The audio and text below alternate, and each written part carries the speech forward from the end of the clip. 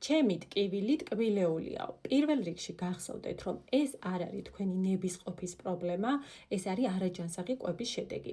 როდესაც თქვენ არ იღებთ საჭირო რაოდენობით ცილას, არ სვამთ წყალს, არ საუზმობთ, ტოვებთ კვებებს დღის მანძილზე, საღამოს საათებში ტვინი მოგთხოვთ სწრაფი ენერგიის წყაროს, ტკბილეულს და შესაბამისად მადას ვერ გააკონტროლებთ. რა უნდა გააკეთოთ ამ პრობლემის მოსაგვარებლად?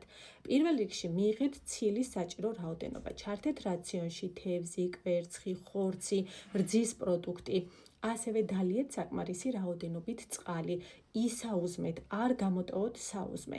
როდესაც ტკბილი მოგინდებათ, მიირთვით ხილის ზომიერი რაოდენობით და დაელოდეთ 10-15 წუთი. ხშირ შემთხვევაში მოთხოვნილება ქრება ტკბილეულზე. ასევე ეცადეთ, რომ სახლში თქვენი საყვარელი ტკბილეული არ გააჩეროთ.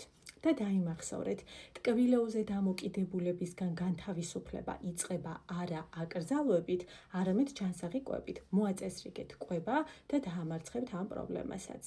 თუ გსურთ წონის დაკლება, ინდივიდუალურ კონსულტაციაზე ჩასაწერად მომწერეთ პირად შეტყობინებაში, თუ მეტი ინფორმაციის მოსმენა გსურთ ჯანსაღი კვების შესახებ, ჩემი გვერდის გამოწერა არ დაგავიწყდეთ, რომ არ დაგეკარგოთ.